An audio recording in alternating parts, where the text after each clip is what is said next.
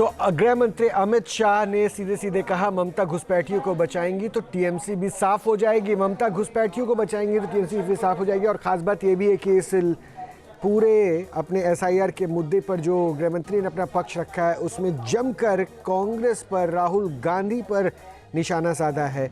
घुसपैठियों का साथ दिया तो बिहार में क्या हाल हो गया। एसआईआर कोई मुद्दा नहीं है, लेकिन इस मुद्दे को लेकर कितनी हवा देने की कोशिश की गई, ये सारी बातें बताई गई। एसआईआर पर क्या कुछ कहा अमित शाह ने, एक बार वो सुनवाते हैं।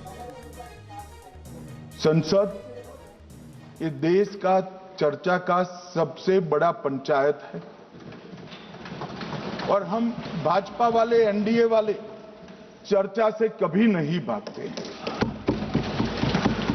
कोई भी मुद्दा हो, संसद के नियमों के अनुसार चर्चा के लिए हम तैयार रहते हैं।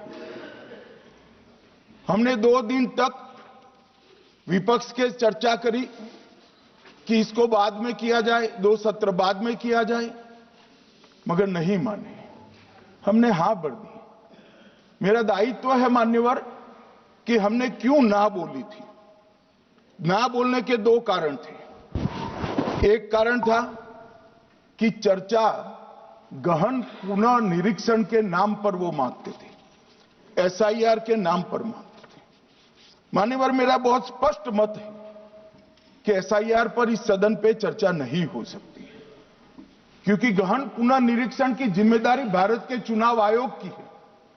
भारत का चुनाव आयोग और चुनाव आयुक्त ये सरकार के तहत काम नहीं करते। अगर जब चर्चा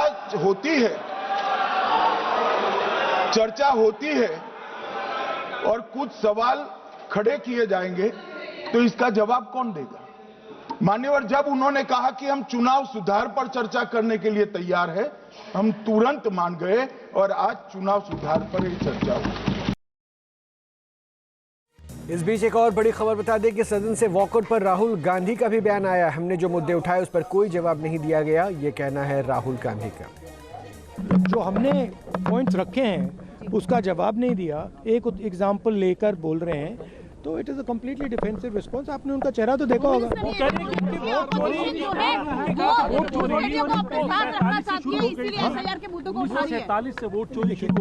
नहीं, देखिए, मैंने 2-3 चीज़ें कही थी।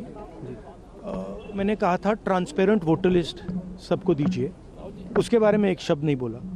मैंने कहा कि ईवीएम का आर्किटेक्चर सबको दे दीजिए, उसके बारे में एक शब्द नहीं कहा।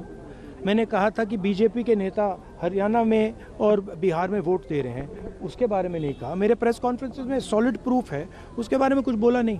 सीजीआई को लेकर सेम सीजीआई को लेकर इलेक्शन कमिश्नर को फुल इम्यूनिटी दी जा रही है, तो मतलब बिल्कुल वॉकआउट क्यों करने की जरूरत पड़ी आप लोगों को? वॉकआउट से वो कह रहे हैं आप लोग डर गए। नहीं, हम कहाँ डरे।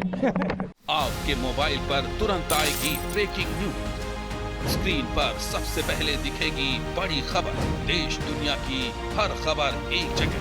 अब आपके मोबाइल पर तुरंत फटाफट इंस्टॉल कीजिए न्यूज नेशन ऐप और रखिए खुद को अपडेट।